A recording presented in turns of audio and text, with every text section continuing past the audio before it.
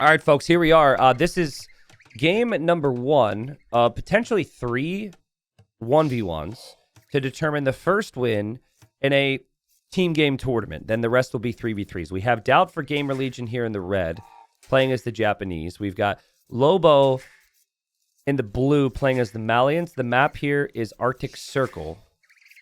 We saw this in 3v3 yesterday, and in 3v3, the fish on the outside became very important. But now that it's a 1v1, I do wonder, will players prioritize the inside a little bit more? So we'll see. The big thing that you need to know is you can walk across a lot of the water here. And the penguins are there squeaking. They do attack. Okay, they're a lot angrier than they suggest, but they do very little damage and they won't chase you at least on this map. So with Doubt being Japanese, you've got the really early game flexibility with the cheaper buildings and the great fishing ships. So Japanese should be insane here. Malians also, it's just cheaper for everybody. For every building. So Malians are also great. I think the key difference between these two is really just the fishing ships are just so tanky for Japanese that Doubt's probably in a fishing ship war. If it's like 3 docks versus 3, going to have the edge there. So that's kind of the main thing. Gold is very far on the front there for Lobo, which could be kind of rough. And gold in the back for Doubt's looking pretty good. So we'll see how everything plays out. Not too much else to talk about. Honestly, some of the gold positions are kind of random. Like the right side of the map is way more important to lock down gold than this left side. But I'd be shocked if these golds became a factor. I could be wrong, but this map could be quite snowbally at times, I think. So if this game goes imp, let's make it interesting. If this game goes to imp, I'll drop 10 gifted subs. I think this is more of a game that, with how aggressive these players will end up being, will get decided more along the lines of like Castle Age or something. Now, I am noticing there's not, and I didn't notice this yesterday in the 3v3 cast, there's not actually boars on the map. So making a mill on deer or like pushing in all the deer is going to be important. And what you'll see is players will bring multiple vills because you can walk onto the water, walk onto the ice, I guess. Players are going to bring like 3, 4, 5 villagers out. Doubt just got housed, guys. People were wondering if Doubt would be rusty today because he's been playing Age of Mythology all week. Doubt just got housed. That is not a good time to get housed. So Doubt's going to be down a vill now because he forgot to make a house. Watching Doubt push deer is so freaking funny to me. He doesn't use any of the new techniques. And he clicks his scouts so many extra times compared to what he actually would need to do if he just used the follow command. That's fine. But I have to watch him push in this deer. I guarantee he's going to push it to the side a couple times. And he's gone for the dock in the middle. And the penguins attack. I don't know if Doubt's done his homework. Doubt is being attacked by 3 penguins, 4 penguins, 5 penguins, 6 penguins. And now the villager is going to decide on what to do from here. Doubt's villager's just running away. Now, I once was attacked by penguins. There's a song about it. And it's not fun. All right? It's not fun. Now, they are on a stance which leaves them to go back to where they started. So Doubt should be able to go home. But he needed a house, so he's just going to build it there. This could end up being really confusing for Lobo. If he sees this house. He's going to think there's a dock there. I like how Doubt just like, well, I guess we live here now. I guess we just stay here. No, we can't go back. We're too scared to do that. Let's just stay forward. Well, right now they have to determine where the other players have docked. And Doubt has not seen any dockage from Lobo towards the middle.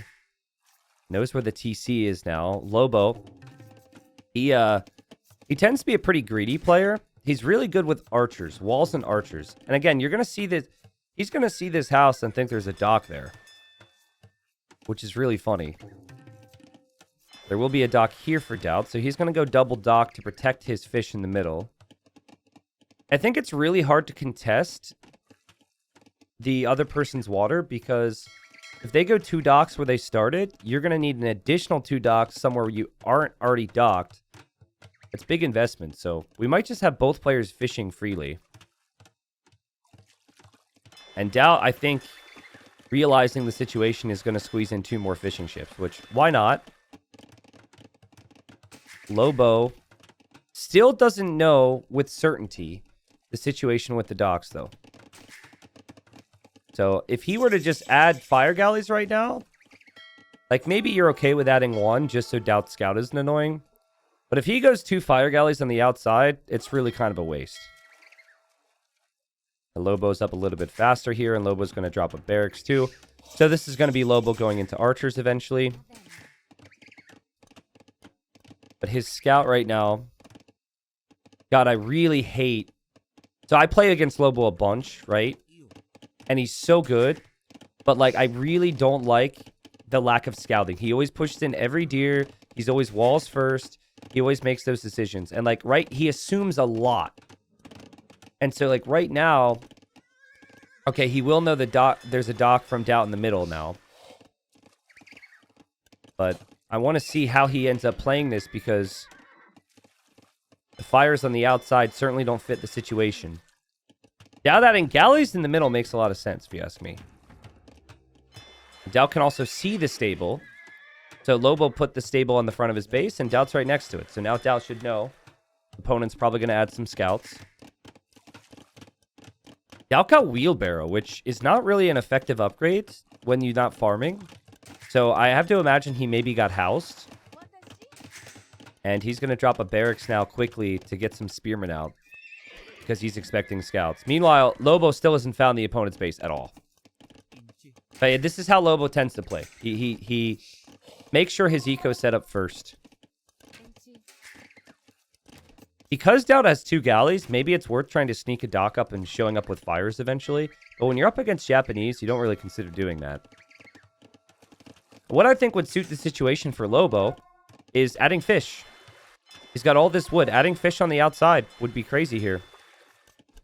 That's what Doubt did. Doubt said, okay, you can't kill my fish. I'll just add more. And look at Doubt's little walls here. Oh my goodness. Looking to play nice and safe. It's not pretty long term, but it protects him for now so we can head to Castle Age. He's gone for the egg walls. And honestly, with the way Doubt tends to play, wouldn't be shocked to see Doubt squeeze in some archer ranges here and try and go for cav archers. But I don't think Lobo was expecting this teensy little base from Doubt when he got here. And again, kind of hoping that he could make some decisions later. He's now gone for 5 scouts. Now he's going to switch into archers. And he's probably finding out... Oh, he's through! There's a hole! And he leaves. Okay. Doubt's probably grateful that he left. That could have been bad for Lobo, though, because, like, those scouts maybe would never come out. But, yeah, Lobo's going to be, like, he's going to have to try and get the archers to the walls here. Now, what I like from Lobo hasn't lost any scouts. He still kept them moving around, making Doubt work for it. He also snuck a dock up, which Doubt did not see. Oh, no, excuse me, Doubt did see. Okay, so if Doubt saw it, Doubt should be fine. He's adding fire galleys. Doubt will click up here soon. Lobo added some more fish on the outside. Also has had the villagers there. Res collected pretty close, but Doubt ahead because of that fishing eco. And welcome if you just got here, everyone. Reminder, Game 1 in this team game tournament is decided by 3 separate 1v1s. Obviously, GL is favored to make this only 2 1v1s because you just have to win the best of 3. But this would be Doubt playing the first one for them, potentially Hera, Viper, Tato for the next one, and then Combi will have a list of players as well to think about. And this was a sneaky dock from Lobo, but Doubt Scout was active, and he noticed it. And I don't think this dock will do too much in the end. Doubt's on the way to Castle Age, and he's going for a second stable, so he's going to go Knights. I actually don't hate Knights. I think if you have this many fishing ships, I think Knights is really good. It takes a longer time for Cav Archers to pay off because you have to get so many of them. 1 or 2 Knights into the eco, and it could ruin your day, so... Well, Lobo trying his best to break through, trying his best to do damage.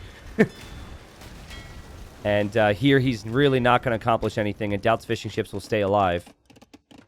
Here, I could see villagers pushed off of gold. I don't think Doubt will be too upset about that, because he's got 500 gold. Should be pretty happy with that. Actually, adding a couple extra scouts right now is Doubt. And did he just build a mill as part of his wall here? It's a mill wall. Too bad it's not a fast castle. We could call it Millwall FC. I think he needs a mill so he can make a market. Yeah. So he's like, well, we'll kill 2 birds with 1 stone. We need a building to wall this up. And then we also need a mill for a market. So there we go. And Doubt is up. And Doubt should be back on gold here in a moment. He's going to bring his scouts. He's going to bring his knights to deal with this. And then he's actually going to TC. Yeah, this is a great TC for Doubt. Right on the wood line, right on the gold. So, you know, Lobo's in this game, right? But, you know, being the underdog, it does make me think how certain things haven't gone as planned. Now, he keeps coming, though. He keeps trying, and he's added docks here that Doubt has not reacted to. I think Doubt's just noticed it and has ships on the way. Over here, though, Doubt has to focus. Lobo had the fire there. Now, if Lobo has the same amount of fishing ships, I'm completely fine with Lobo's position. The problem is he's under fire right now, and he doesn't have the same fishing eco as Doubt. So Doubt just got such a massive eco lead. And also had the timing here, right? Doubt's here. We're going to see camels immediately from Lobo to try and push this back. But Doubt's going to have 8 knights on the field. And this is so awkward to wall up. Everything's so difficult right now for Lobo. Any leftover archers probably won't accomplish much. Even the camel numbers need to be higher. And Doubt's still pressuring the docks here as well, so Lobo can't kill those fishing ships. So nice damage from Doubt's killed 3 eco. Eventually, what I should mention about the fish in the middle is eventually the fish in the middle actually just run out.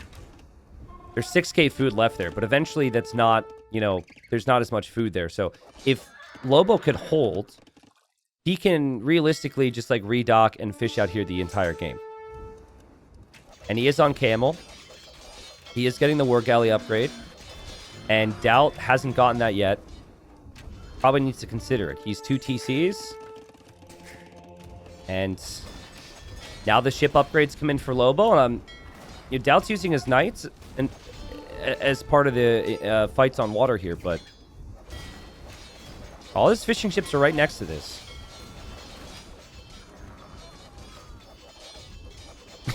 Hey T90, how's wifey and kids, bro? He says, I'm not sure, by the way, I just assumed. Well, my fiance would be really upset to find out I have a wife. And she'd be really upset to find out that I also have children. But my fiance's good. She's good. She's chilling. She wanted me to not work today. I said, chat needs me. And she said, literally, screw chat in a fun way. She doesn't actually hate you guys. And then, yeah, no kids. So, yeah, thanks for asking, I guess. There's going to be the TC for Lobo. And Doubt's got so many knights. And, oh, man, Lobo, quick wall. Wow, that's crazy. Oh, and there's a hole. Disaster for Lobo. You just can't get the camel numbers out to compete with this many knights. Doubt says, camels counter knights? Show me. I don't believe you. Honestly, I think a couple monks could have been helpful for Lobo, but ever since early Castle Age, it's fallen... He's fallen behind, and it's been tough for him to get back into things. Doubt now with a 15 eco lead. Still has the fishing ships alive. Still no real threat that he's going to lose much there. And when you give a player like Doubt this much control, he's going to take it and he's going to run with it. And Lobo just, I think, a little too much feudal age investment. And then Castle Age has made all the difference here for Doubt.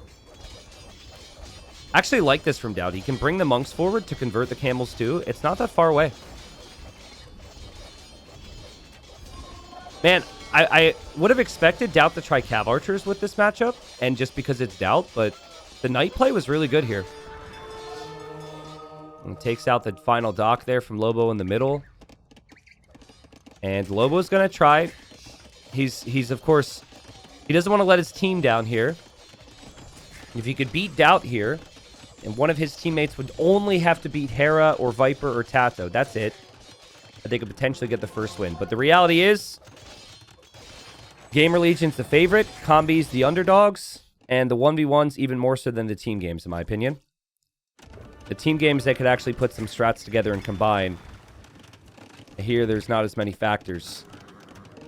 And Doubt has looked great. So, who said Doubt was rusty, chat? He's looking really smooth right now. And Lobo still doesn't want to call it. He still will need an engagement with the camels here. If he finds the engagement with the camels, maybe there's an opportunity, but Doubt's just underneath the TC because there's no villagers inside the TC to shoot the monks. And the monks are the big reason why you can't engage here, because if you engage, you're going to lose 2 camels. Or 1 camel. Doubt didn't really micro the monks perfectly there, but the GG's called anyways. That game was all Doubt. Yeah, like, listen, from my perspective, obviously Lobo's the underdog.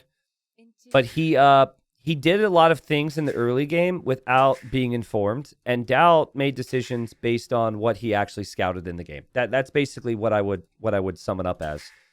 Lobo added fires on the outside when the opponent had no navy out there. He then made a lot of scouts before realizing, oh shoot, my opponent's fully walled. Doubt knew his opponent was going to go scouts very early. Doubt knew his opponent was never going to be in the middle with navy very early, and he took full advantage. Walled up from the scouts, and then added the fishing ships. And then, early Castle Age, this could have been a resign for Lobo. He took so many losses, and he played on a little bit longer just to make sure. But Doubt takes the first game. Now, we won't update the scoreboard yet, because there will be another 1v1, but there's the res collected for Doubt. And he just dominated poor Lobo there. All right, game number 2 in the 1v1 portion anyways. We'll see if Hera can get the job done here. Hera's gone for the Dravidians up against the Franks. And here we go. All right, so catching up to live time. Hera in the blue, Dravidians. We've got Gookie in the red, Franks. I know that, like, within the GL scene, there's, like, a lot of, like, hee ha ha memeing with Dravidians. Like, Hera says he doesn't like Dravidians. Also, hello? What is happening here? What is this? But Dravidians are actually really solid for this map, I feel. And Dravidians also, I think, are a great matchup if you're expecting to be up against the Franks. The map is Tarim Basin. Map looks very pretty. Couple things to mention here. You've got double berries, which is a big reason for the Franks. And then you've got a big mountain in the corner. Now, Hera doesn't actually have many trees next to his mountain.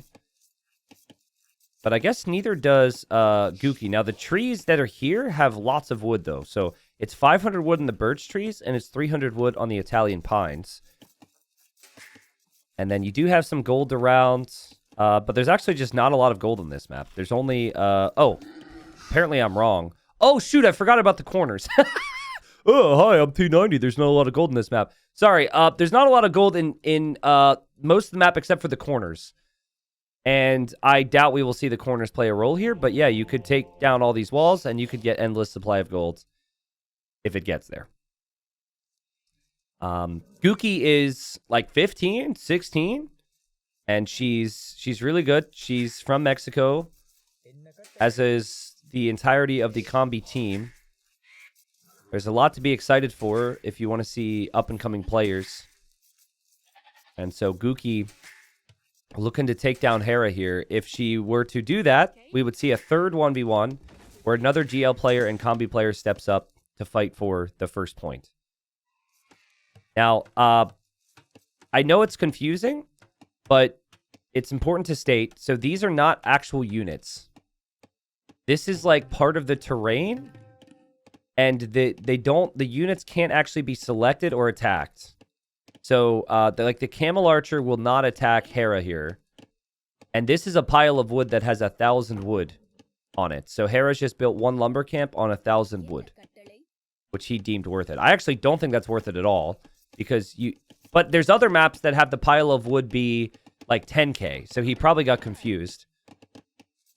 But like these trees have 500 wood, so you should just place the lumber camp there and you get way more wood than that. So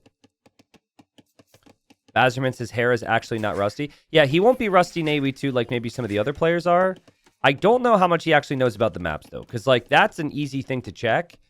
And I think he's just assuming, and maybe it's understandable, that that's 10k wood when it's not on this map. So, but if you watch other games today, there will be areas with actual units that attack you. So it's kind of weird to have like so many things combined. You got to know stuff. You got to pay attention. Hera, I think, will open with archers here. This is kind of classic Hera. His barracks is slightly late, and he skips Loom. He'll have Loom in soon. And Gookie has the stable well timed. So nice build here from Gookie. And she'll be going for scouts. Should be no surprise to Hera. Hera still no Loom. But Loom is now 5 seconds away. And Hera probably going to save this Vil. But Gookie's up against Hera, so she wants the kills. And yeah, she's not going to get the kill. Loses some extra HP there. And Gookie would be wise to add a range early here. You don't want the spearman and the archer number to get out of control. So I think the timing on the range to go skirms with your scouts is important. Also, the birds. What's happening with the birds here? Normally, they eventually leave. They're just stuck in the middle. They're right over top of the gold. I wonder if it's a... Oh. Whoa, did I do that? I clicked the gold and they disappeared. Sorry, guys. Sorry if you enjoyed watching the birds. There they go. Okay. There's the range now for Gookie. Still got plenty of sheep. Still got, his farm. Still has more berries to take. And Hera sees the range timing now. And Gookie's going to want blood. And we'll maybe go back to snipe that weak villager, which Hera hasn't sent near the TC. Smooth game from Gookie so far. Everything's looking good with the timings. Hera loses a villager. Really sloppy. Really sloppy. Like, that is a very obvious thing, I think. And she's going to come back for that Vil, and Gookie gets the snipe. Gookie hype. Here comes Hera with a small little army. One archer, one spearman, and the starting scout. Could potentially kill a villager with this. Like, this is an awkward army to engage against, actually. But once the skirms are out, everything should be fine. And everything's so close to the TC. And Gookie's going to back away here. Gookie slightly ahead in res collected. And Gookie knew this was coming.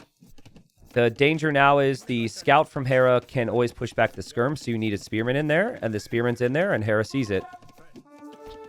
Gookie's played a really strong game so far. But it's moments like this where you get a little worried. I think Gookie's going to come back and just try and clear this so it doesn't, fester any longer.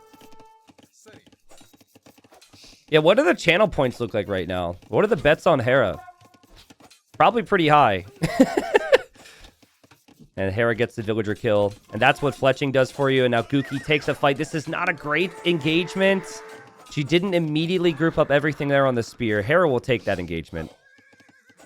Hera's going to end up killing 3 scouts with that and a villager. That's worth it. But Gookie gets to clear up.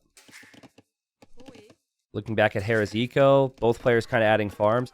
Yeah, Hera just... That lumber camp really hurt him. And, he's in a spot where he wants to add farms all the time. He needs a better lumber camp than this. He just didn't realize that the trees would be 500... 500 wood. Sorry, I'm allergic to Hera's lumber camp. Who can blame me? Normally, a birch tree is just going to have the standard amount of wood. But like, you know, if you watch the games, if you looked at the map, you start to click these things and realize it. So I just think GL, first round, will be underprepared. And that's going to be another villager down for Hera. I mean, Gookie is in a really nice position. Hera's eco is a giant mess. He's now placing... God, this bothers me so much. He's now placing a lumber camp on trees that have 100 wood instead of 500. There's so much he doesn't know. And Gookie did get pushed off of wood entirely, though. And it's going to be Hera with scouts and Hera with archers combined. And Gookie needs to kill those archers. So Scout Archer is the superior comp. It's a lot easier to micro. But if you have a good food and wood eco, you can also play into the Scout Skirm. And Franks should be good there. And you see Gookie now. She'll pick off the archers. She's pushing back Hera. And, you know, Hera's starting to struggle a little bit here. 2-1 on the eco KD. Hera's army gets pushed back again. Res collected higher for Gookie. Was an awkward moment for Gookie, though. A lot of villagers got pushed away. Again, Gookie is like 15 years old. And one of the few high-level female players as well. But, I mean, you got to kind of have two things, right? You have the fact that it's a female player combined with the fact that she's 15. Or she's 16? Okay, sorry. Might as well be an infant if you're below the age of 18 in my eyes. I remember Leary, like, I could never remember back in the day how old Leary was. And so Leary was 15 for 3 years. It was like, how old is he? Couple walls coming up for Gookie. And here comes the archers. Now, this is a really dangerous moment for Gookie because Gookie's not fully walled yet. And Hera's just advancing forward. And Gookie, I think, is going to turn around to deal with this. Hera could also take losses. But because Hera's Hera, and I think you got to be worried here, the Gookie just needs to turn around and try and deal with this. Now, I like the tower. And I like the army numbers. The skirm count could maybe be a little bit higher, though. Hera's army count is much better. And the army type is much better. But Hera separated his archers from his scouts just as armor comes in, and Hera will lose all these archers. Hera looking for damage with 3 scouts and just completely left his archers unprotected there. And advantage Gookie again. There are 2 villagers here that are exposed. But those villagers should be okay. Assuming Gookie... Well, they're not going to be okay. Sorry. Gookie can always just close this up. And the scouts are chasing that down. Hera's got primarily scouts now on the front anyways. And he'll find those skirms. Killing skirms opens up more opportunities for his archers, obviously. And the wall should go up there for Gookie. Hera's Castle Age time still could be really good. He sorted out some of his economic problems. Obviously, aspects of the map, mainly the wood. Kind of an issue for him here. But you look at that farming eco. 21 farms. Gookie's got 24. But Gookie's also spent a lot more food because the entirety of Gookie's army has been wood and food. And Hera has had a more, like, I guess, diverse resource spend. And Hera has not produced as many scouts as Gookie. And Hera is going to click up. Now, where it gets awkward is you can't make knights if you're Dravidian. So you really need... You could go like Cav, but you're really centered around your archer play. So if Hera were to lose this, like, God, that's so risky. Like, no one should ever take that risk. I don't know how he gets away with it. That's crazy right there, moving out. If Gookie finds that, all those archers die. That would have been such a big find. But Gookie is maybe all in feudal here. And Hera has no defense. This is crazy greed from Hera. He's got no spearmen. He's going to get demolished back at home. He's going to lose more villagers. And Gookie, if Gookie just moves along to the wood line, Gookie will destroy villagers here too. Like, Hera's got nothing at home. This is crazy. Like, this farmer should be killed. Gookie's, I think, distracted. Oh, God. Gookie's got to move. Gookie's got to move. Gookie can't take gold. And Hera still so exposed, man. Like, if Gookie could just get to that wood line, Hera gets wrecked. But Gookie's kind of getting wrecked here. And so they're looking at both areas. Gookie needs to click up. Scouts have armor. Scouts also have forging. And Hera's getting demolished right now. I don't know about if demolished is the word. Because if he ends up getting back on gold and still having control here, he'll be happy. It's so crazy, man. If Gookie just went to the wood line and wasn't quite as distracted here, Hera would have lost 10 vills. So he only lost 5, and he's going to be in Castle Age faster, and he might end up being okay and in a position to get the win for Gamer Legion. Drops the University. We'll aim to get the Ballistics upgrade. Gookie's going to see that Hera's up and want to take a fight real quick. Gookie's trying to focus down the archers, which is the unit you're scared about, but is going to sacrifice all the scouts to do so. Is it worth it? I think it probably is. Because Hera's going to have a much smaller army now. But Gookie can't take gold, guys. That's a big issue. Having to force down this tower earlier, not being able to take this gold, is a big problem. And I know, like, a player like Hera doesn't typically do it. But with this economy, and with the Dravidian bonuses, you should definitely be going Pike here. Hera's going to click the guard tower upgrade. Bro. Hera. You misclicked. Hera, that's... He thinks he's clicked ballistics, guys. He thinks he's clicked ballistics. He instead is upgraded guard tower when he doesn't have a tower or stone to build a tower. That's a pretty expensive upgrade. Would like to see Hera go pikeman now. His opponent doesn't have skirms. Dravidians have cheaper barrack technologies. Hera thinks that he has ballistics on these crossbows. He does not. And Gookie needs to get back on this gold. Like, if Gookie could just get a little bit of gold. Even gold for the light cav upgrade, Gookie could still push this back, maybe. Both players using the market a lot. Hera, I assume, is going to think he has ballistics this whole time. Like, there should be... that is not a misclick that happens frequently. I think when he takes a fight where it's obvious he doesn't have ballistics, that's when he may double check. And then be very confused. Might not ever realize he researched guard tower, funnily enough. Do you guys think Hera is stubborn with the pikeman upgrade sometimes? A lot of players are with Dravidians especially. It bothers me so much. You got like all this food. Your opponent doesn't have elite skirm. Get freaking pikeman, bro. Still think he'll be fine. He's going to go 3 ranges. His eco's looking really smooth. He's got lots of aggression. He's going to add an elephant. Elephant's really nice here, though. And Gookie's back on gold, but only with 4 fills. I worry for Gookie. And now Hera is getting ballistics. So he must have realized. But I worry for Gookie because Gookie still has not been able to lock down the gold. And Hera just continues to come with so much army all the time. Probably doesn't need the pikeman as much as I wanted to talk about it. Elephant will help out against everything here. And Hera's going to lose his crossbows. Gookie's still focusing it down. Gookie's also going to add a monk. But Gookie is really struggling to keep army producing here. I think Gookie is clicking the knight hotkey to produce knights and just isn't realizing the gold income isn't there. Also can't TC this easily. It's because of the hills. Hera's done the right thing to just play open with lots of army this whole game.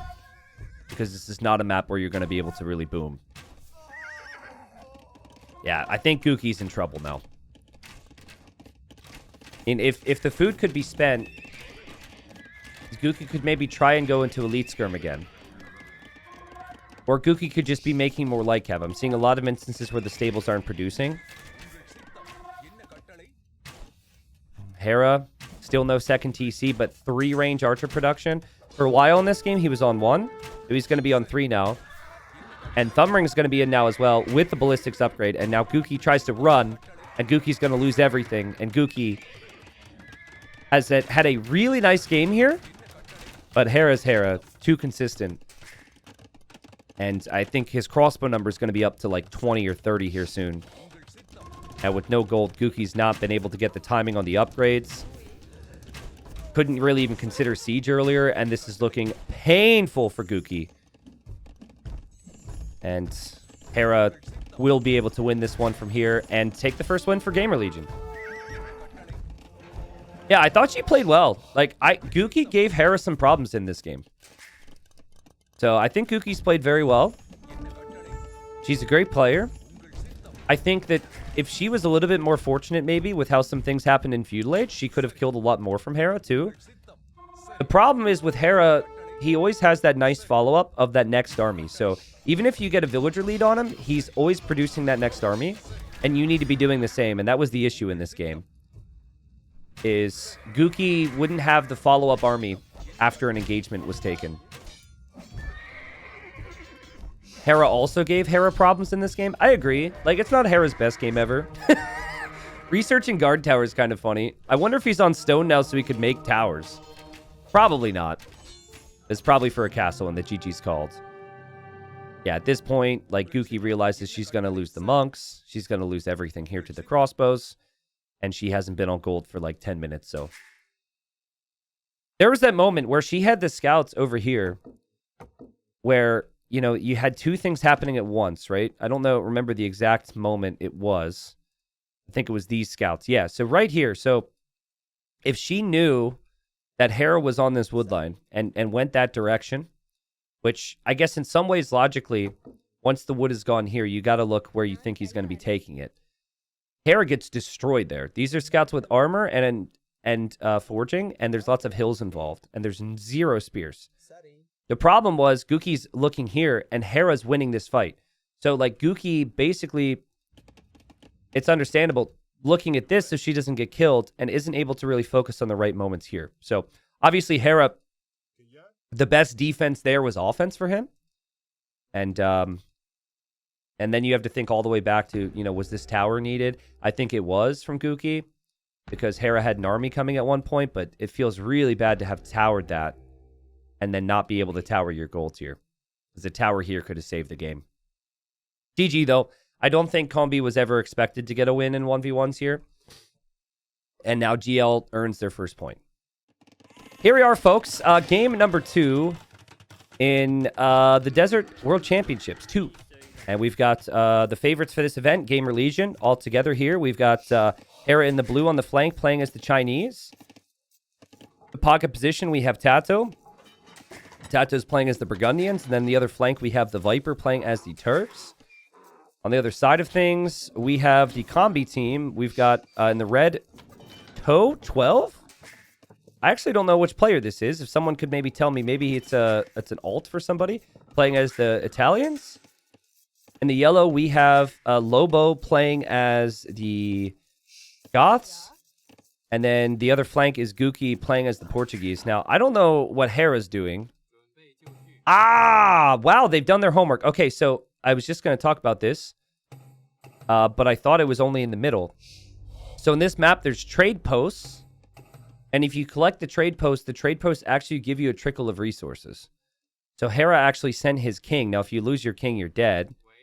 He sent his king there. And he's just kind of camping the trade post right now. And you can see there's another trade post down here too. And yes, I will move the logo. Sorry, I had it there for the 1v1s. We'll move that up.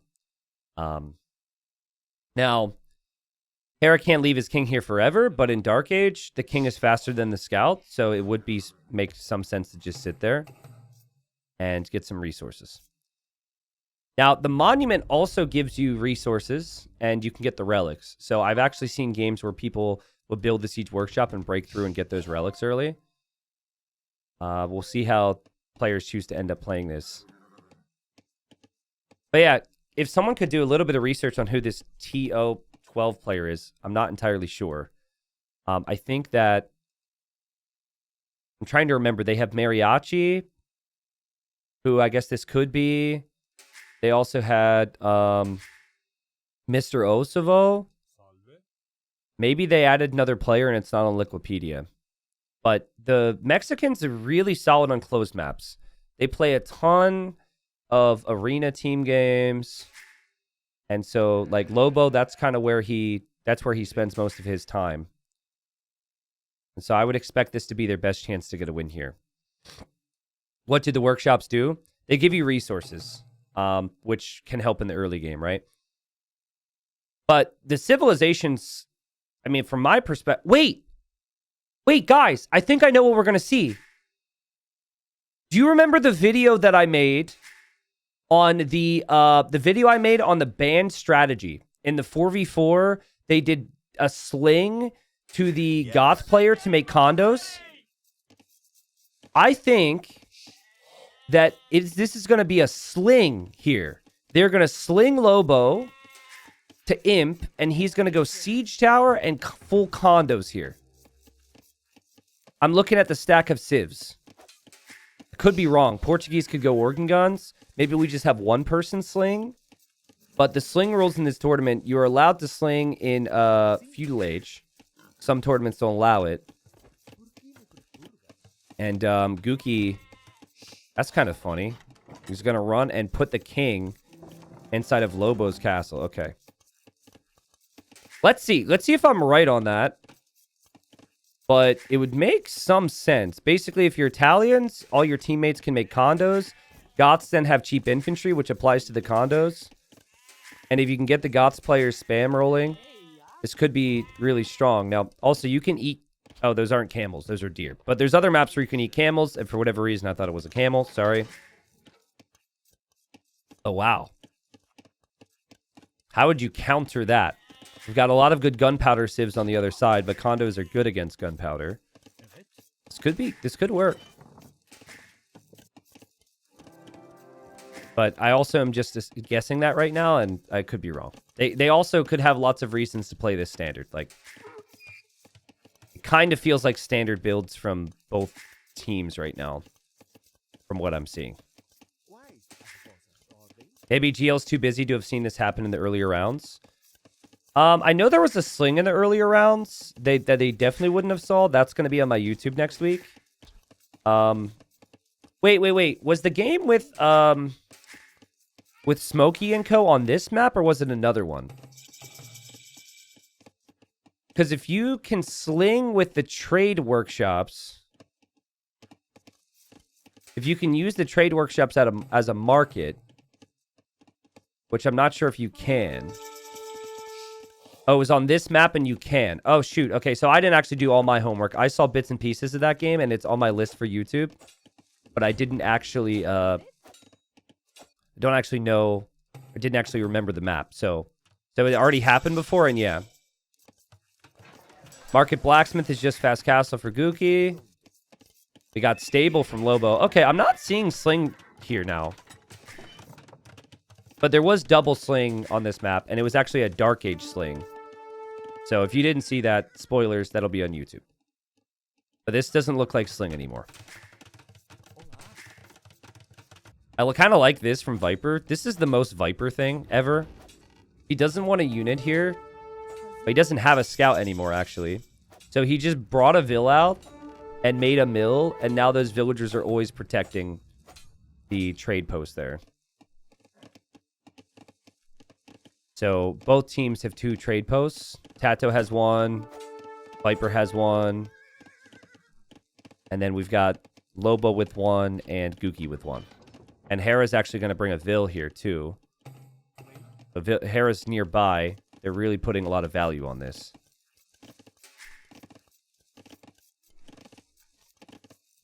Is the workshop just food?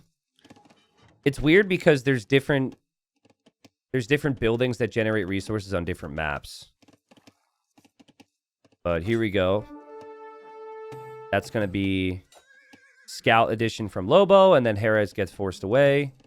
And I think GL's just going to lose that one. You think GL has an idea they're sling? I mean, they've seen no indicators of it, and them trying to contest for these workshops is just normal regardless. I think where they would know it was sling is if the opponents didn't go to Castle Age, right? If you could sling in feudal, there's no need to go castle. So they'll know there is no sling involved once they see the Castle Age times. As for what you would do if there was Sling, that's a whole completely different conversation, but I don't think we have to discuss that now.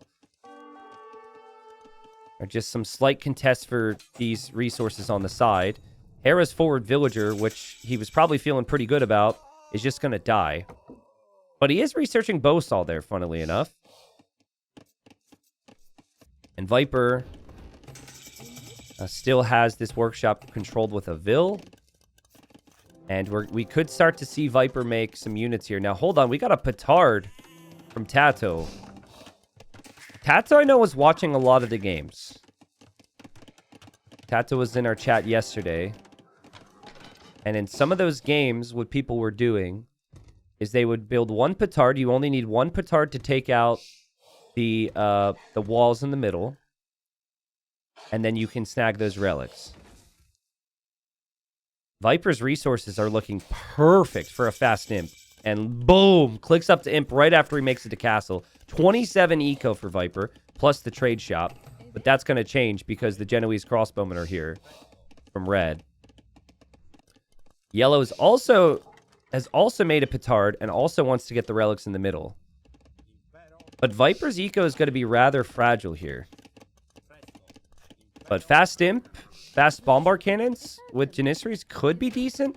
I don't like it, personally, because you need some support from Tato, and it doesn't feel like Tato's prepared, and Viper didn't get Loom.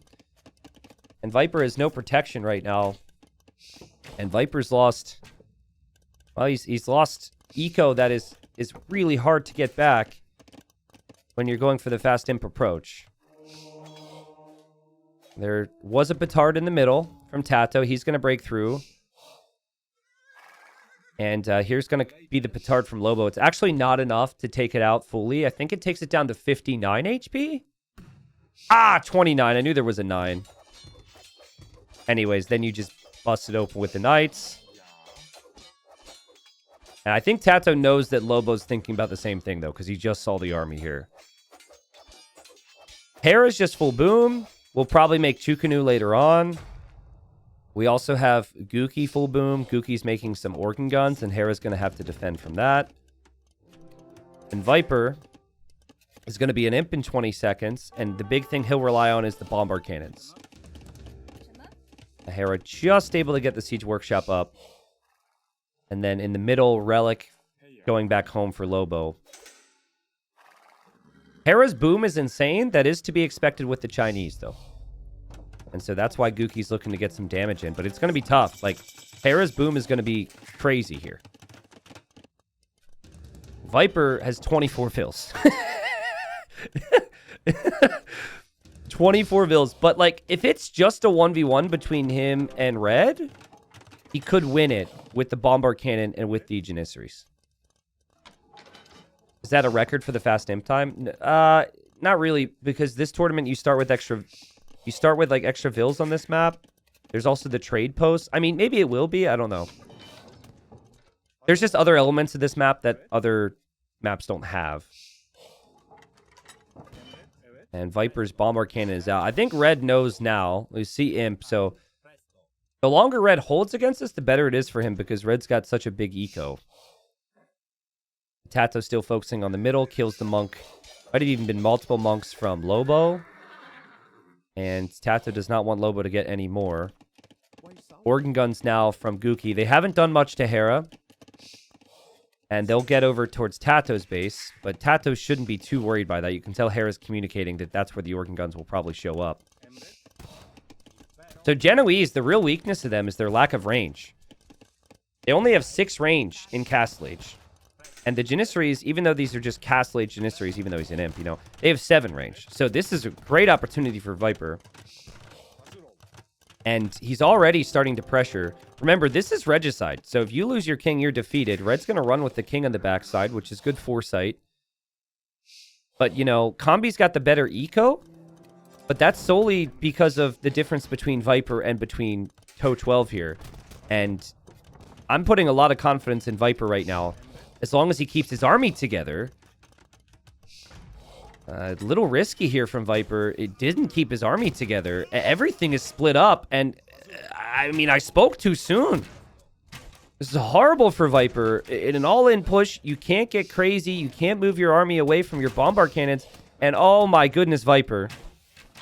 I don't know if there's a tech in Age of Mythology that just swoops your units back in to your bombard cannons. Probably not.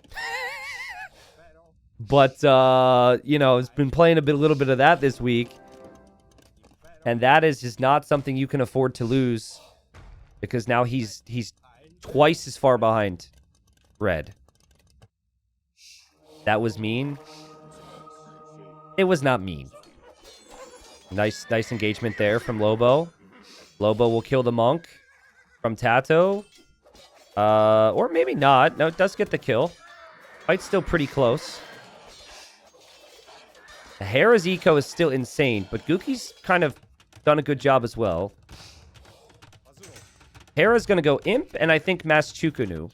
And Guki worried about Hera's pressure in here is going to start to get some stone walls down. I really like that.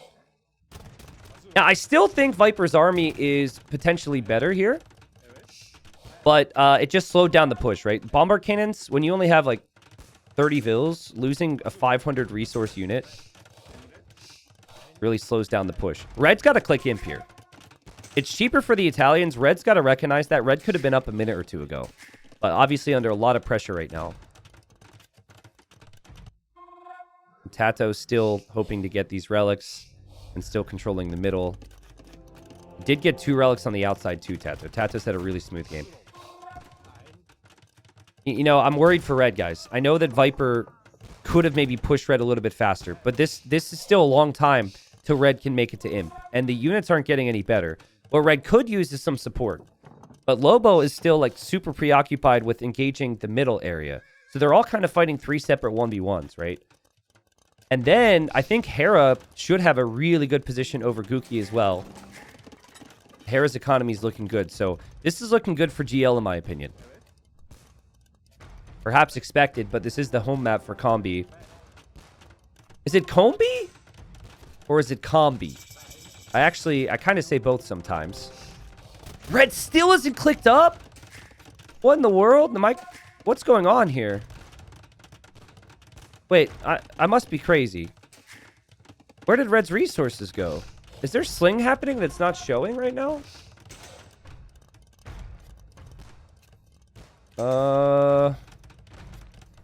Tribute events is on.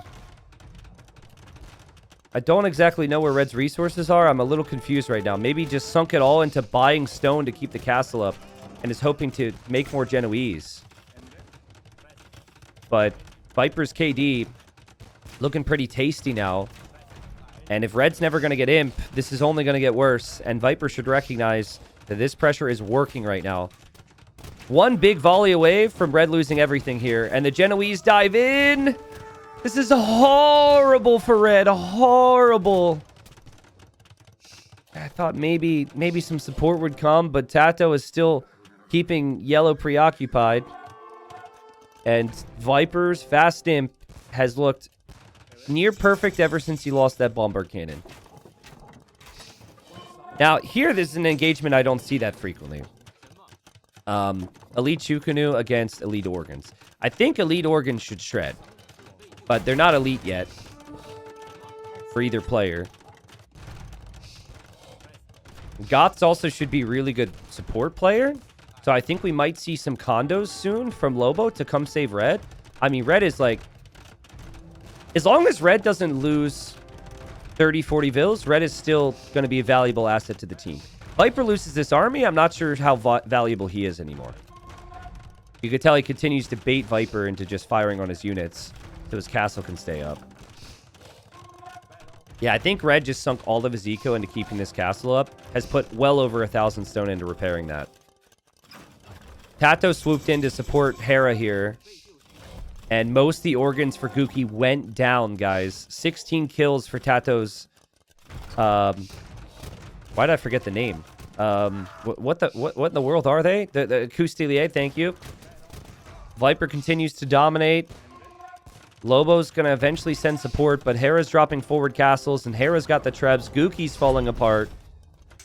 Toe 12 is falling apart. And it's not looking good here for the Mexicans.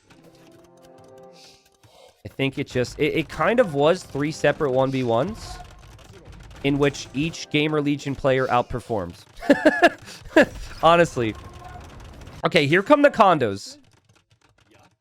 Red has been probably screaming in the voice chat for help for a long time. I'm sure he's not actually screaming, but you know. He needs help. And condos should do well, but certainly better than Genoese Crossbowmen here. Viper's getting elite Janissary, though. Makes these units even stronger. Gookie is dying. It's 2v1 on Gookie right now because Lobo is helping the other side. And this just gets better and better and better for Gamer Legion here. Crazy economies. And, man, poor Red. Would have wanted that support a little bit earlier. Here we go. We have the Goth condos. Let's see. They're going to go for a bit of a surround on Viper here. Again, this unit, it is seen as a counter to Gunpowder. It's a bit interesting in how it operates against Gunpowder, but they'll still die because Janissaries do a lot of damage, but they're super speedy. And Viper may get cleaned up here. Let's not forget, Viper's at 40 Vils.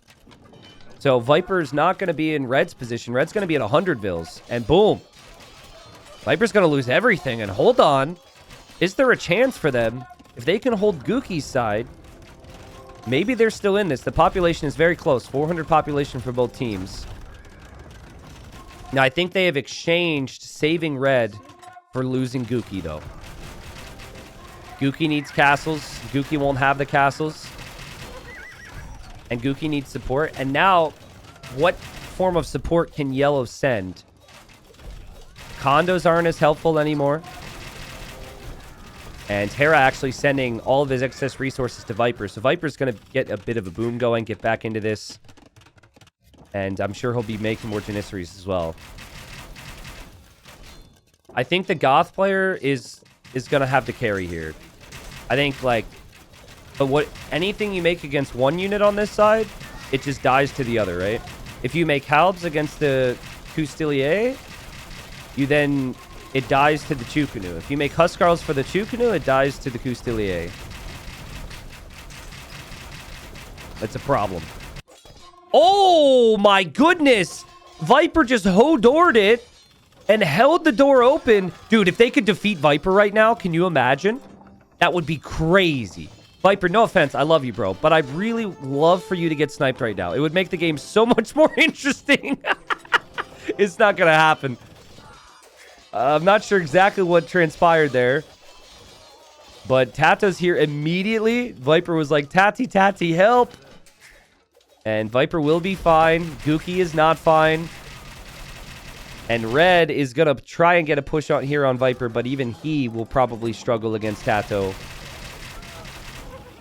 And Gookie was planning on organ guns and lost every single castle. Not a good position to be in. And Hera and Tato just completely steamrolling this side. And Tato's also got 40 military to send forward somewhere else now. Here come the condos. Are those condos or Huskarls? Okay, they're actually Huskarls. So again, Huskarls are great against the Chukunu. It won't be so good against the Elite Custilier. Hold on. Maybe this is actually a hold from Lobo. Lobo is Goths with an untouched economy, and Goths can spam like crazy, and okay. Lobo got the production buildings up. We'll hold, push Hera back. And now Red's going to be an imp. I mean, if Red can get Elite Genoese Crossbowmen, Tato's units won't be so strong anymore. Viper is not really in the best of positions to make tons of army. But GL is trading. You've got Hera trading already. You've got Tato trading already. Team Mexico or Combi. Combi, did we determine this, chat? I didn't even see what people said. They're not in that position right now. They're still trying to stabilize their team. I think Tato's just signaled this out like, hey, there's a castle there from Red. Be careful. I like this from Red. You can tell their experience on these maps. The additional walls have been really important here. We decided on Combi. Yep, how to pronounce it. Don't just spell it. How am I supposed to say it? Oh, big attack here. Combi. Combi. Combi. Kumbaya, my lord. Okay. Massacre here from Tato. Tato kills 20 or so villagers. And again, just sets up Hera nicely. It's a 1-2 punch. You got Tato, you got Hera. How are you supposed to stop him? This is before Viper gets into the game. Again, with his army. Tato's even going to stonewall this side for the team. Just so the trade can't be raided. Population's still rather close, but Gookie's in a really rough spot. Gookie's got less villagers than Viper right now. Hera and Tato played so good. And Viper's strategy was just really risky, and I thought the teamwork from Lobo was perfect. But, like, that's the thing, is you forced Yellow to come over and help and save Red. Red was never an imp at the proper time. And then what happened was Gookie died. So, you know, it's easy to say right now, maybe someone could say, like, and Viper misplayed that. Viper losing the one bomber cannon was a misplay. The strategy worked. The strategy worked. The success that Tato and Hera have had on this side is largely due to the fact that Yellow could never be here to save Gookie. Obviously, though, Gookie has that support now. And Goths are tricky to stop. Chukunu continue to advance. Gookie doesn't really have a lot of space to boom right now. And keep an eye on the resources for Hera and Tato. It's going to be ridiculous. They've got so much trade right now. They're both going to be at 30-plus trade cards. And that's not something the Mexican team has. So if you lose a fight if you're Hera, you're still okay. That's not necessarily the case for the others. Still would love to see, like, if Red could start to push Viper here, potentially snipe him, then it gets interesting.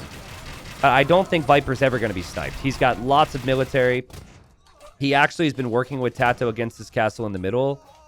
He's got a Legionissery. He's got 100 eco now. Like, Viper is he's trucking along, and Red is hearing word that he needs to support Lobo, because Lobo can't keep Gabby alive and keep himself alive at the same time.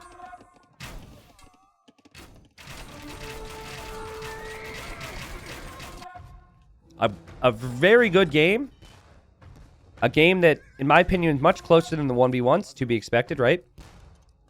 And Gamer Legion has some of the best 1v1 players in the world. Clearly, like, there was a plan and there's some coordination. There's a lot more experience here in the team games for Team Combi. Like, they're better collectively than they are in the 1v1s. Actually had treason researched. Hera is signaling the kings here. The rare treason research. You never see pros research treason. Let's go. And did I say... Someone said... I said Gabby. Did I say Gabby? I meant to say Gookie. Of course, the two best female players have four-letter names that start with G. Of course, it has to play out that way. My bad. Yeah, so maybe they'll make a run for the kings. I can see based on Hera's signals, they're also talking about getting into the trade. But there is actually no trade for the others right now. And I think Combi are very close to having to call this here. And here they'll take an engagement against Viper, push him back. But they have no map control. And the heart of their trade, Eco, the heart of where they need to be. And there is a little bit of trade now. There's Chukunu, and there's Elite Coustelier in it. Gookie did a good job trying to get her eco back on track. And it's all just going to die now, and GL's going to take game number 2. Now, there's a difference between treason and there's a difference between spies. Treason shows enemy king locations once. Spies is 30k gold. Well, spies is based on how many villagers someone has, but... Anyway, spies is the one that gives you vision on everything. And treason and spies easily confused. As someone who is treasonous is usually a spy. Well, not necessarily. Not necessarily. Viper's going to start to push here, I think. Red doesn't have a whole lot over here right now. And if Combi had a chance of getting a win, this was going to be their map, guys. Maybe they considered the sling. For those that are curious on that, again, there will be a video this week on it. I saw it and I thought it was really cool. Also know the players quite well. Have some fun storylines there. I think the GG is going to come in any moment. The military count is dropping for Combi. They have no trade. Hera has 40 trade cards. Tato's got 40 trade cards. Viper's going to have 40 trade cards. They've got walls up too. There can be no surprises, really. Look at the way Tato stacked this castle in the middle. Tato, castle in the middle. Hera, castle in the middle. They've just blocked off all the routes to the trade. And still, the Combi team doesn't want to call it. Gookie has 53 villagers and 0 army. You only want to call it if your team says, yep, let's do it, you know. And so maybe Lobo right now is feeling like he can get a good engagement because he's Goths. He gets an engagement here. Won't clear everything, though, because there's not enough Huskarls. And so the Chukunu just dive deeper. Yeah, I don't know if they're opposed to allowing different people in from different countries, but all the players on Team Combi are Mexican. Again, I don't know. Like, maybe they would make exceptions. Maybe. I think that's how... It's a newer esports org, and it's everyone who works from it is from within Mexico, so... Like, would they say no to Viper if Viper wanted to join? Probably not, right? I'm sure exceptions could be made. But, yeah, there's a lot of players on Combi. Like, if you play the game and you play it midi-low, you're going to see a lot of players with Combi on their name. They've got a bit of a community there. But, like, the actual clan, the actual competitive players, there's about 6 or 7 of them, and they are from Mexico. But I don't know. I don't think Liquipedia is updated because, at least in the case of TO12, it's not listed on Liquipedia, so... I appreciate their fight, guys. I really do. But, like... I mean, since they're from Mexico, to use a comparison, they're deep into stoppage time here, and the score is 8-0. They're just waiting for the ref to blow the whistle. And there we go. And Gamer Legion finally forces them to tap out. I thought it was a fun game. It was a really interesting game, actually, because you had the fast stim from Viper, which was really fragile for a while because 30 villagers alone is tough, and then he lost a couple. But Viper ultimately got exactly what he wanted. He got enough momentum against Red to where Yellow had to go save him, and the second that happened, then Gookie died. I think Chinese, top tier, Burgundians, top tier, economically, like Tato and Viper, or Tato and Hera probably collected so many resources in this game. Look at those resources compared to the others. And Viper might have been behind Red, but again, he got the job done. Gookie eventually died later to his 2 teammates. So a good game there for GL. They go up 2-0. And there's the KD. Hera's Chukunu did work. Viper's Janissaries did work. Tato's Custilier did work. And, yeah, I guess they thought the Goths could do something crazy there because Goths could, in theory, counter everything. But they also, in theory, die to everything if the units are combined like they were for GL there. So, just didn't work out. Little bummed we didn't see the sling there, honestly. But I'm not sure if the sling would have really worked either. So, all right, now this map, first time I'll be covering it, this map is something else, okay? This is called Spiny Forests. And every single player starts with a mule cart here, okay? And you also only start with 200 wood. So you have to use your mule cart, get the wood for a town center, and then decide where you want to build your TC. But you've got, like, different groups of vills, and then you have an elephant named Tristan, which is my name. You couldn't have made me something skinny? Well, I seriously, I haven't talked to the devs about this yet. Or not the devs, the map creator about this yet. I know there's an actual hero in the game that's a Magyar Hussar named Tristan. I don't think there's an elephant named Tristan. I don't know if they did this because they don't like me, or maybe I was just misinformed, but that's me, apparently. It can't attack, it's just a scout. That's all I'm good for. I can't even fight. I just waddle around and look cute. Great.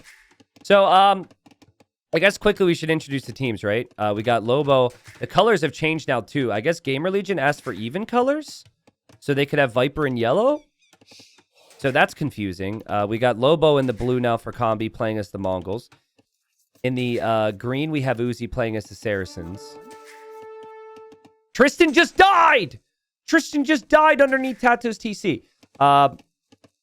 Then here in the teal, we have the Mariachi playing as the Bohemians.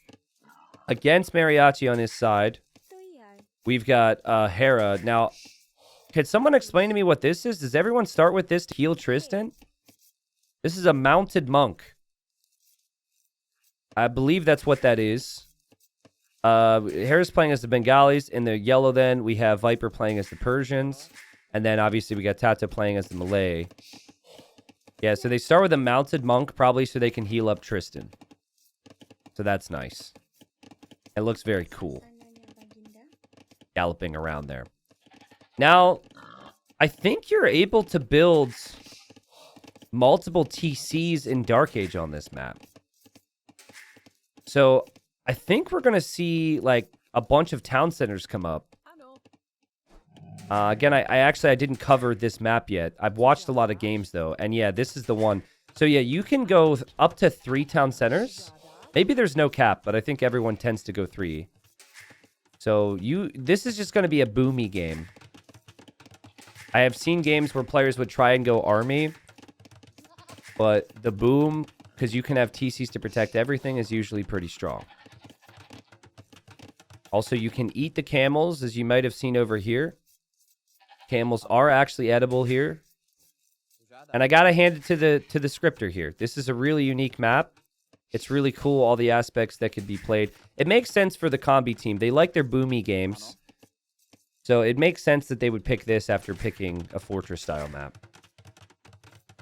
The only thing that doesn't make sense is the fact that the elephant is named Tristan. Can someone look in the game and tell me if there's an elephant named Tristan or if they did this manually?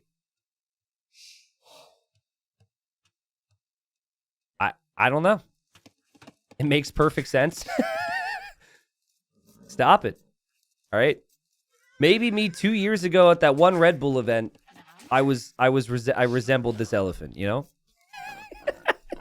I'm getting better. I'm more like the horse now. Elephants are strong, intelligent, and well-respected around the world. Don't be disrespectful. Okay. Well-respected around the world? I mean, maybe. Maybe. Oh, God, there I go. Dying underneath a GLTC again. I guess, like, you can't use it to attack, so it's not the biggest deal. But it is pretty sad to cast myself dying like that. Bill counts are dead even. 2 TCs for everybody right now. And I think Uzi's at least going to drop TC 3. Yep, there goes Uzi with TC number 3. Let's talk late game. Bohemians, Mongols, and Saracens. That's actually ridiculous late game. So I love Combi's position there. Persians, Malay, Bengalis. I don't think it's as strong for like the uber late game. So if this gets to trade and whatever else, I do think it's strong for knights and archers. A Viper's going to use me to block his boar. It's pretty funny, dude. These elephants look so funny. Come on, Viper. You can do it. Bringing in the boar. This is gold, by the way. There's 2,000 gold. And Viper misclicked. Viper misclicked. And Viper has to de-aggro the boar with a house and saves the villager. Not bad. That could have been disastrous there for Viper. Losing a villager when you've got 35? Oof. That's a not so large percentage of your economy here. It's kind of nice how you can heal up your vills after you bring in boars with this thing. I didn't think about that. So actually, instead of bringing your Tristan, you should bring your monk. There's TC number 3 now for Hera. Bengali should be sick here. When he makes it to feudal age, he's going to get +6 Vils. And then he'll probably have the resources to go to castle age right away, and then he can go up to get an additional +6. You see the signaling from Combi. They're talking about how they can get a team wall down, probably. But again, it's just a boomy game.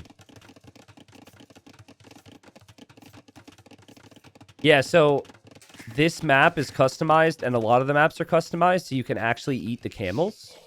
You don't go play ranked and try and eat these camels. It doesn't work. I feel like there's a lot of things that are actually kind of confusing in this tournament. If you were to, let's say you just show up for 20 minutes and then never watch any more of the tournament, you might try some things that wouldn't work. But I also do appreciate how there's lots of things for players to adapt to and learn and figure out, you know? Can you eat the camels that you ride? No, those camels are not edible. They don't have a stamp of approval. For whatever reason. Poop Octopus, thank you for the 6 months. Says, T90's still my longest relationship. Aw, Poop Octopus. Maybe you should rename yourself and your relationships will last a little bit longer. I don't know. Maybe that's been your nickname since you were a child. Maybe that's his name. First name Poop, last name Octopus. Thank you, Jackpot, for the 6 months. Thank you for the 5 months. The dogs are the best part. Lots of primers today. Thanks, everybody. Yeah, you cannot eat the elephant. Which is probably good. Gamer Legion has the better boom. Remember, Persian TCs work faster in Dark Age, too. So Viper has gained a nice little lead because of that. Uzi has had the best boom on the... pretty much in the game, actually. It's a 61 Vils. And first time we see Uzi today. And we have stone walls now from Mariachi and Loba, who are actually already in feudal. Ah, interesting. I didn't actually realize they're in feudal. And full stone wall is really smart. You don't want to invest too much into palisade walls, because they'll just go down later. Like, these palisade walls, I'm not really sure I'm a fan of that. It's not the biggest investment. It does just make sure that no sneaks happen or something, but...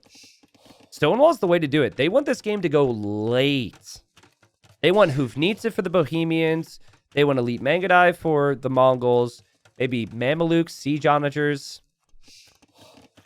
Like, genuinely, 3 of the best civilizations for late game here. But Mariachi, build a house, my friend. You got pop lock there. How much wood is in the brown leafless single alone tree near the town centers? What? Brown leafless single tree alone near the town centers. Near everyone's town centers? I don't know what you're talking about. I don't see it. Are you talking about the stump? This one? That's a stump. That's a... First off, have you not watched National Geographic? That's a baobab tree. Come on, guys. What'd you call it? A brown, leafless, single, alone tree. It's a baobab. But yeah, 151 wood. I think a normal baobab tree, though, has 200 wood in a game. Yeah, like here, it's funny because I have small trees, but not small stumps. So this is actually the big version of that stump, and that's 200 wood. That's funny. Stump is not a tree by definition. Okay, well, thank you.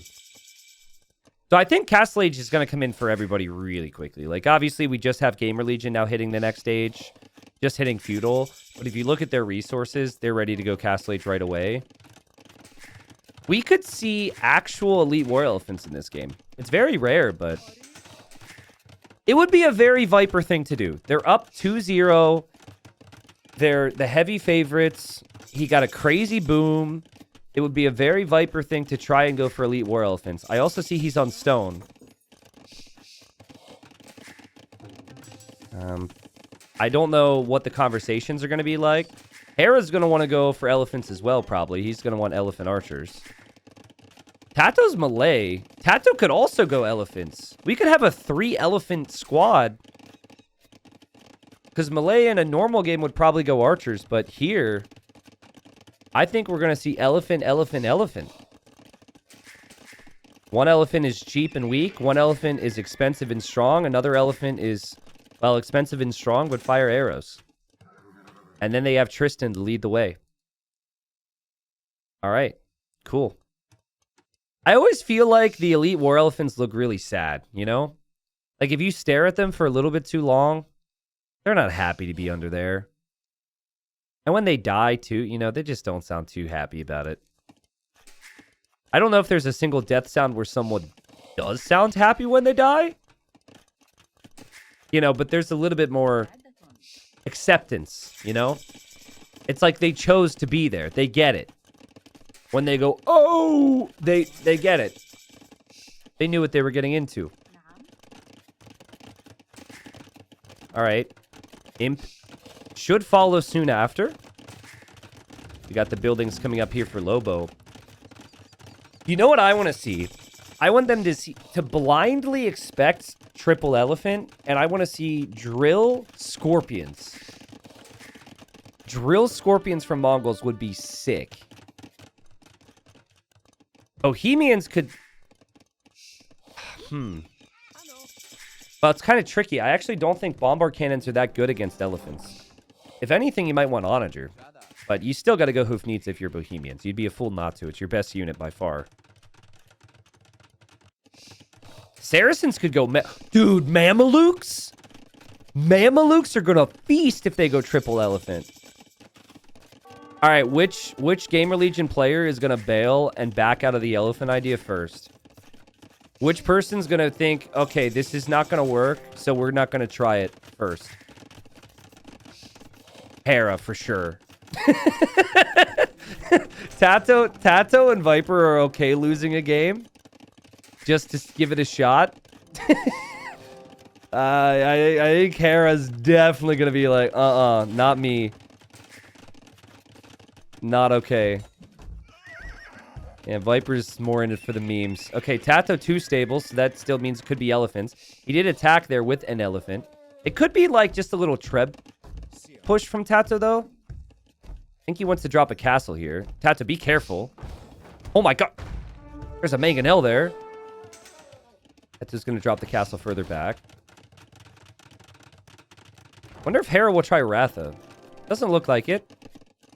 They've got markets set up. They're going to trade like crazy. Their ecos are going to be ridiculous here. Tato's definitely going to apply pressure here with the faster imp. And Lobo has not gotten many ranged upgrades, so I don't think he's necessarily going to commit to Mangadai here.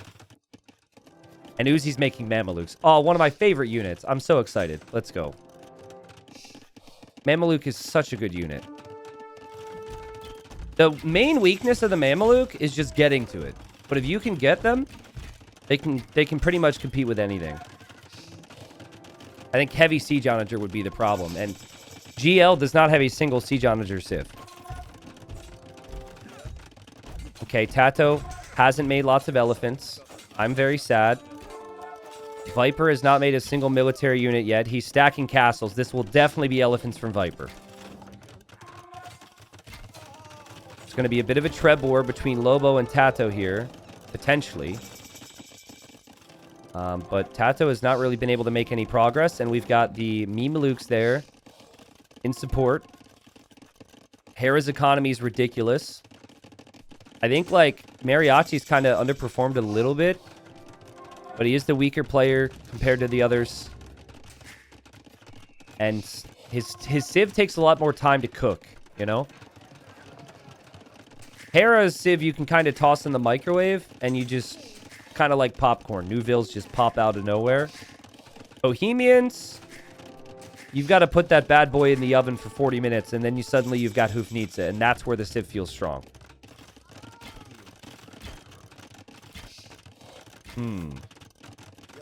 Yeah, Hera's still Castle Age. Whoa, what? Hera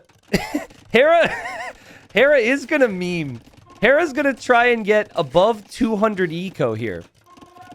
I saw Tato do this once, where Tato played a game where he had 200 TCs in Castle Age, and then he went Imp, and he got plus 400 Vils. Hera might actually just sling Viper here. Yo, I actually like that. Hera will go full economy. He will send all of his resources to Viper, so Viper can make the elephants, and Hera's not going to make a single unit himself.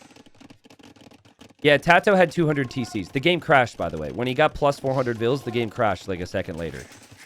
But he actually stacked the whole map with TCs. It was on, like, Michi or something. It was a Michi team game, too. it was so funny. It was such a funny clip. When the game crashed and Tato was like, no! It was so fun. Yeah, so Viper, he needs economy for these beefy boys. And here we go. Here comes the beef. They're much slower than Tristan, though. Tristan really set the bar high, let me tell you. All right. So, 199 eco for Hera. The only thing he has beyond that is this monk. Honestly, come on, bro. Step it up. Delete it. Delete it. You need 200 eco, not 199. Anyways, he's at 200 pop, which is the max. And he's got 17 TCs. So that's going to be 2 additional Vils from each TC when he makes it to the next stage. So he will go above the pop cap. Tato needs support from Viper right now. Viper is just now getting Elite War Elephant, and Tato's going for Elite Karambits. I don't know if this is going to work for GL, but I love it. Like, they are still giving themselves a crazy opportunity to win, but they're just doing it in a unique way, right? I think their Civs late games are potentially way worse. I think they might need an onager cut through the trees and past the walls, though, in this game. Look at the Mamelukes and the elephants engage. Elephants dominate if they get in close. All right, Hera's going to be imp in 20 seconds. Hera, wall, dude. Wall. What? All you have is Vils. Okay, well, that's not ideal. He does have TCs everywhere. It's fine. And now Hera is at 237 pop. 237 population for Hera, who has to garrison his TCs to kill off the Halbs, but there will be Halbs in the trade soon. Meanwhile, Tato is dying, and it's not looking good. Elite Mameluke and Elite Mangudai. Viper needs elephants. Viper only has 22 elephants. Viper probably needs to delete eco here. Also, has Hera sent resources? Hera! What are you saving these resources for? Are you saving these resources for tomorrow? Look at these resources. Viper doesn't have full unit queue. I assumed Hera was going to send the resources. He's getting banking. He's getting banking. Okay. Guys, it's a Sunday. Banks are closed. Okay, so he had to wait till the next business day. And we've now arrived to the next business day. But I mean, geez, in the meanwhile, they're struggling a little bit. Here comes Viper, though. Viper actually needs pop space more than anything. Tato needs army, which means, you know, it's gonna have to come from Viper. Nice job here from Combi, who are probably very confused right now. And the War Elephants had pushed Teal back. But there's Mangudai in the trade now. Okay, so Hera just sent... Look at these stats. Hera just sent 7k wood, 5k food to Viper. And has also sent gold and stone to Tato. So Tato can drop more castles and make more Arbalest, I guess. So Hera, the sugar daddy here. Sending more res to Tato to keep the trade alive. There's no real siege with Viper here. And the elephants. If they could push back the castles, that'd be good. They can't just defend the whole time. Hera still is trade and Vils in queue, but he can't actually make anything because he's completely pop capped, right? Siege onager on the way now for Lobo. The military count is just so low for GL. It's just... it's just not great. And as much as I love the elephant idea, elite war elephants get destroyed by Mamelukes. Like, it's not even close. At least if you can get the mass of them. I think they needed elephant archers. Like, I think Hera's army would have actually arguably been more important here. Because Bohemian Halbs and Mamelukes, they counter regular elephants so nicely. But maybe Viper just needs more of them. And here we go. That's a lot of chonk right there. These guys just left the all-you-can-eat buffet at 1 a.m. They arrived at 6 p.m. And they're very full. That's why they're not so fast right now. They just ate a little too much. All right. I mean, they pushed the army back. GL are at max pop for the team. And they have held. The Viper's situation is certainly going to be better. Tato's starting to add in trade, so his situation will be a bit better too. Oh, no, but there's Mangadai in the trade. And Viper's got to chase them with the elephants. It's all right. Hera's got TCs. Ring the town bell, Hera. Town bell. Ding, ding, ding it. Town bell, bro. This actually would have been a great scenario for the town bell. But hey, the TCs protect the trade. Who needs castles for the trade when you have TCs? Let's go. Viper's here to help. Hera's losing some of his eco. That's actually good for him, though. And Viper's going to go Scorpions, too. I like that. I wouldn't mind Seadram either. Bohemian Halbs do additional bonus damage. But they still can't deal with the chonk. And the Bombard Towers going up. It might not stay up. But now Tato is dying. And the score has flipped. Combi has played it well to punish this. Viper's actually... Hold the phone. Hold the phone. Viper has breached the walls. They... Clearly, the Mexicans don't notice this. And, if they don't realize this, Green will lose everything very quickly. This attack from Viper could change the game. I think Uzi just noticed and is going to bring Mamelukes over. But this castle will go down. It's possible the next castle goes down. But Tato is up against Siege Onager and Mangadai and has no support. And Hera has just reached... I mean, he's about to reach double-digit army count for the first time. He's not at 10 yet. He still doesn't have the pop space. The elephants and the rams just continue. Uzi may be panicking a little bit. And lots of eco will go down, but I think that is acceptable. You just need your castles so you can make more Mamelukes. He doesn't have a long-term plan here besides Mamelukes. And why would he? Tato is going to die. The trade for Viper and for Hera and for Tato is going down. Viper's elephant attack is dying. And we have to salute Gamer Legion for the attempt. But Combi just played too good. And they had they had a great army composition. They had more army. So clearly more army. Better than the Elite War Elephants, which is sad.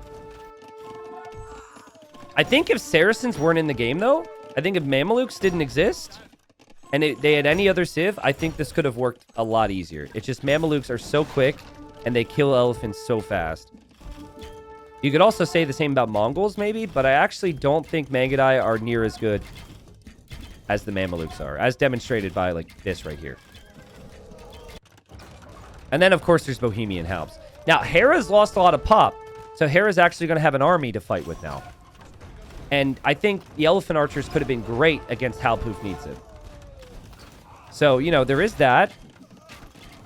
Tato, though, is still having such a problem. And look at Viper try and defend the trade. And Lobo he micros down each trade cart and just runs through.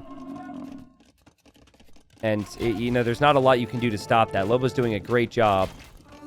Because he's still got this army here to pay attention to. The Mamelukes from Uzi that were in his base now need somewhere to go, and they're going to run right underneath Viper's castles here. They're going to be in the trade, too. And Hera's losing his Trebs, even though he has some of his units alive. And now it's going to be Mamelukes and Mangadai. I think the Mamelukes and Mangadai will actually meet each other in the middle. And they are going to feast on the trade. Oh, man. Talk about an all-you-can-eat buffet. Oh, Viper's precious trade. 2,000 gold going home to the markets. Oh, no. Yikes. And as Tato comes over to help, there's more Mamelukes and onagers here. And all of this will die. Look at Lobo, dude. How many other people just patrol your Mangudai and they just look somewhere else? That's kind of me. He has been focus firing down those trade carts. And still doing a really good job elsewhere with the Siege Onagers. Really impressive. These guys are great players. It's just, you know, the first 2 games. The first point is based on 1v1s against the best 1v1 players in the world. And then, you know, the second point, it was, you know, a long game and GL able to get the job done. But this was a little too extreme here, I think, of an attempt for GL. I appreciate the fact they tried it, though. It's important to have fun with it. And Combi got to show some of their skills. The walling, the trading, the booming, and the GGs are called. Now, I can't wait to see the stats on this one. That should be interesting. Viper only was able to get to 112 war elephants. Those things are so expensive. I think if Hera had banking way earlier and sent Viper resources way earlier, they would have had more of a chance. It felt like, you know, it took a long time for the resources to be shared with Tato and Viper. And when the resources got shared with Tato and Viper, they already had started to lose some ground because of no army. Maybe that, or maybe if anyone's going to have the elephants, maybe you need the elephant archers. But look at the KD for Lobo. 544 kills and 151 deaths. Mongol late game. And then you had the Saracen KD look fantastic. Mariachi actually didn't have a great KD. But Mariachi never was under any real pressure. So Mariachi was completely fine. And economically, there we go. Have to hand it to him. Hera, sick job. He had 60,000 wood. But he didn't have near as much gold as the other team. This is gold. Sorry, this is covered. But this is the gold one. And Lobo had way more gold income with 23,000 gold. And the 6,000 stone there as well. So, yeah, Tato opening Karambits was also a bit weird. But again, it's like Tato probably thought, what do I even open against Mongols? Anyone have any suggestions on what you should do against Mongols there if you're Malay? Elephants with no armor probably isn't it. Maybe he just opens Arbalest Skirmisher. But then he's up against Siege Onager too. The civs were just really good for Combi Esports. All right. So, cool map here. We got, it's called Sturt Stony something. I can't see the last part of the map. But really cool map. Players are pretty far apart here. We got Hera in the pink this time, playing as the Britons on this flank. We got Viper as the Pocket in the yellow, playing as the Magyars. And we have Tato as the Mongols on the flank here for GL. In the blue, then, we have Uzi. Uzi playing as the Vietnamese. The Pocket, then, we have Lobo playing as the Gurjaras. And then we have Guki playing as the Khmer here in the teal for Team Combi. So, yeah, the Mexican team, they really have a nice, diverse roster. They really do. Like, they have the players who play the closed maps. Lobo can kind of do it all. So can Uzi, in all honesty. But they can interchange. Mariachi's more of a closed map player. Guki's more of an open map player. So it's cool to have a squad like that. I think too many teams are a little one-sided sometimes with these up-and-coming teams. Oh, and the score's 2-1. My bad. I didn't put that. It's not working. There we go. Thanks for the reminder. Civs seem really solid for GL. Viper being Pocket with Magyars on a map where we're probably going to see scouts that was rough from Viper, is really strong. Also, having Britons gives you that nice little team bonus where all archer ranges produce faster, so that will help Hera, and that will also help Tato. But I think the civs can more than work here for Team Combi. Now, what you're going to want to do, if you're the flank players, you're going to want wood towards the corners. There's a lot more trees there. That's going to be tough for someone like Viper, right? Viper might want to build a TC there later on, but he can't justify walking all that distance. So we'll see how things play out here. Water could be a factor, but like maybe the hunt's a factor, actually. Tato's going to be out on the hunt as the Mongols. Okay, that's a big deal. But it is pretty far distance to walk. You actually look at this. Lobo's actually going to push an Ostrich in towards his allies' TC. We might just see that. I don't know if people will want their villagers to be exposed out there unless it's worth it. And it might be worth it for the Mongols here. So, I had something else to say and it's completely slipped my mind. Give me a second. It was really insightful. Oh, it wasn't insightful at all. But someone talking about other Combi players. So technically, yeah, Kingston is a player. He's the best player from Mexico. He is listed on Team Combi, but he kind of has the problem where he is like so good that for his best chances, he probably should team with other players. So he's actually not on Team Combi for this tournament, if you're wondering where he is. So he's teamed with Dogao and Miguel. And their team lost in the first round against Dreamers, which is an Argentinian team, with Nikov and all the other Argentinian players. But they're still alive, obviously, as it's double elim, so. And here comes a Rhino. Gookie's just going to block. Nice blocking, and just going to bring in Rhino number 2. Khmer are not the best archer civ, especially when they could be up against the Britons here. But what is nice is how if things get crazy, you can hop inside of houses. And then you don't even need the barracks, so you can just build the ranges right away. So they're pretty good in like getting the ranges out fast. But Haraguki played a 1v1 earlier. Hera won that 1v1, and now they're going to be on the same side. And I guess Doubt isn't playing the 3v3s today. Interesting. I mean, maybe he will. Maybe if this goes to the 5th game, Doubt will come in. But Doubt played the 1v1 earlier. Wow, so I didn't think about taking the wood here. This actually makes a lot of sense. It's a bit riskier because a lot of army can come through the middle, though. So Tato might wall this up here. So. And we've got 2 on gold for Tato, probably archers. Hera villagers on gold, probably archers. Viper will probably go scouts, so no big surprises here. Just double checking. We have a mill from Lobo. Lobo is real close to the action here in the middle. And Lobo will definitely be going scouts here as well. So I would expect GL to thrive here. Like Tato's uptime.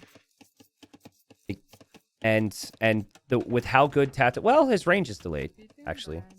But Tato's one of my favorite players playing archers. You don't normally think about him when it comes to playing archers. What Tato does a sick job of is controlling the game with the pacing of the army movement. Meaning, he'll make you chase his army into like the back of your own base, and then that next army hits you in the perfect spot. And usually, some of my greatest memories of that is when he's combined with Viper.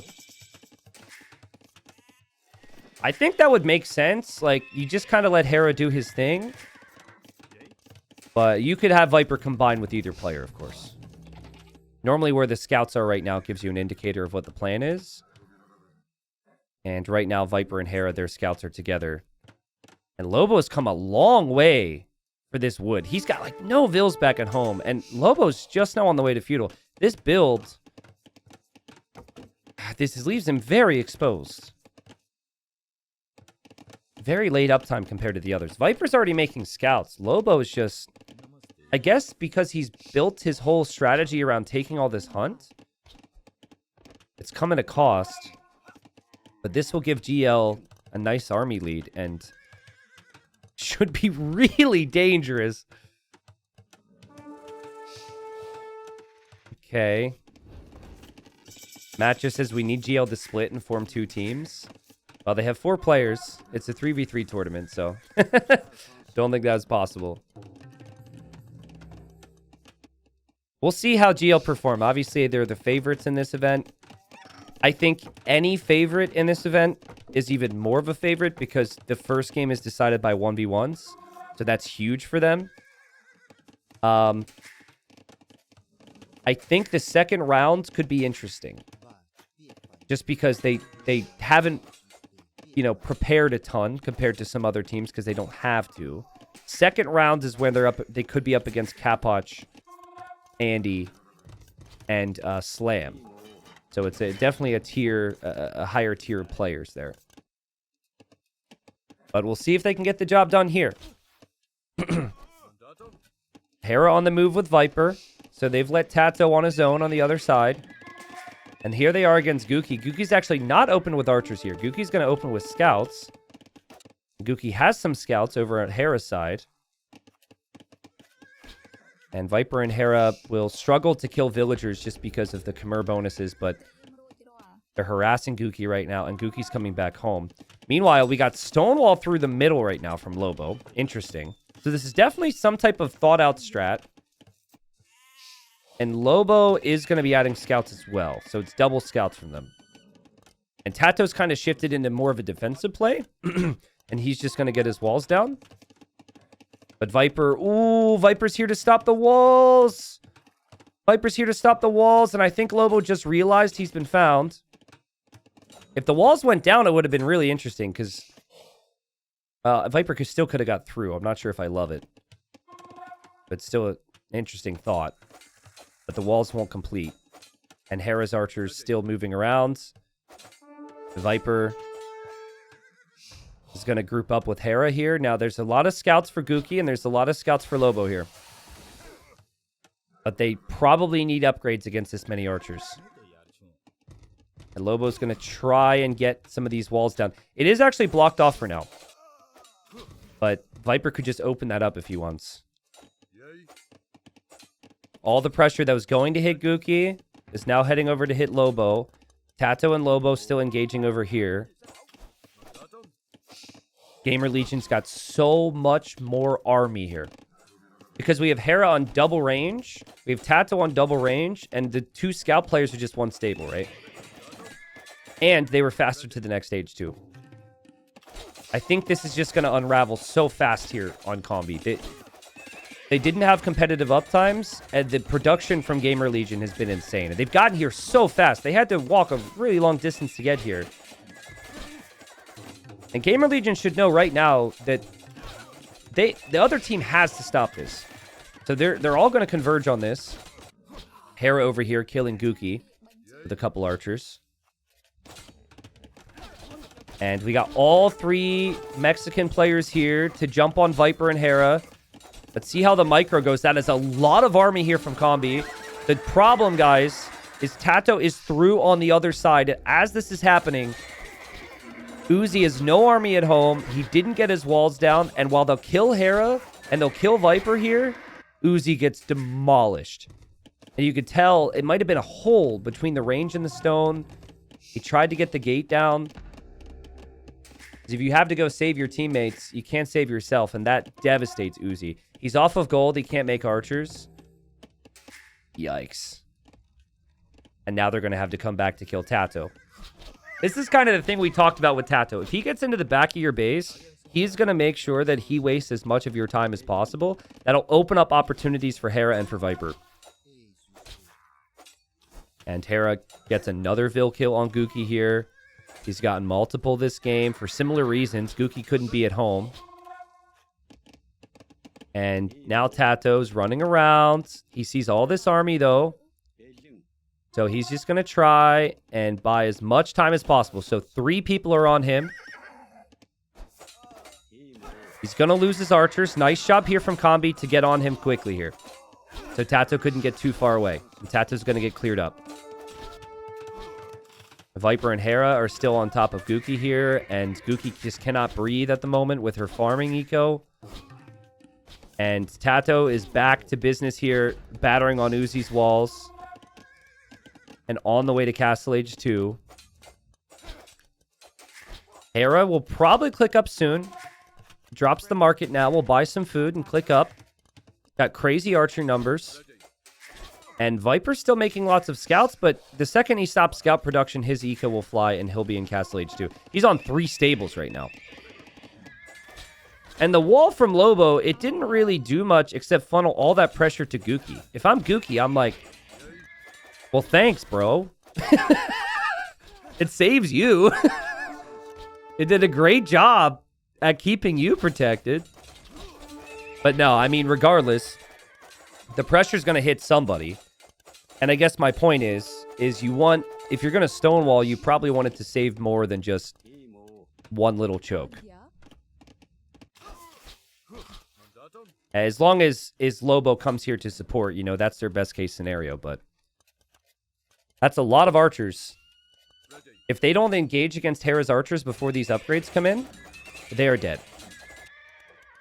And I fear for Combi that they will die against Tato too. Tato will be in Castle Age in 5 seconds. What a game from Tato. Those are just goats from Hera. That'd be a scene. Hera and Viper fighting over who gets to be the goat. All right, lots of scouts here for Combi. And it seems like Viper's got great numbers. Hera's archers should play such a big role. And oh, God. Combi will lose this fight. And now Tato is going to destroy Uzi. And yeah, it looks like Gamer Legion probably going to take the win. The GG's called. And no real surprise here. I mean, on this type of map, GL are just going to dominate. And they move on to the next round. I thought Combi played well. They're probably the lowest ranked team in the main event. Might have been a big thing for them to make it into the main event. And obviously GL is one of the favorites. So they got their win. Maybe learn some lessons. Combi's still alive. They will go into the losers bracket now against Condors and Igalos, or Condor and Igalos, which is the Ozone Matador running team we saw yesterday. Yeah, GL move on, and they will face Andy, Slam, and Capwatch's team, the Slapody team, in the next round. Good game, though. Again, like, Britain team bonus is really, really strong. It makes it so both flanks produce archers faster. So that team bonus is insane in 3v3s. Madgar's one of the best to do it in the pocket position, and Viper played really well. Combine that with Tato's build order, where Tato was up so much faster and just played so perfectly in defense as well. There was never any moment where Gamer Legion was ever worried. And then Viper and Hera's coordination was perfect there through the right-hand side in the middle. So, GG.